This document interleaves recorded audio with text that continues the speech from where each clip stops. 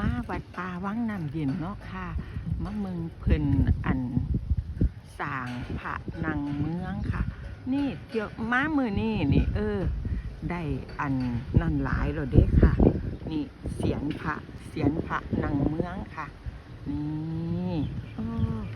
ลุล่วงไปหลายแล้วเนาะค่ะพ่อแม่พี่น้องจาก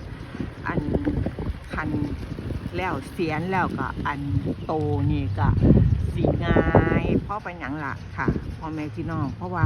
เสียนนี่มันสิมีคิ้วมีหูมีตามีปากสีเฮ็ดยากกลัวอันอย่างอื่นเนาะพ่อแม่พี่น้องคันโตนี่ก็บ่ปานใด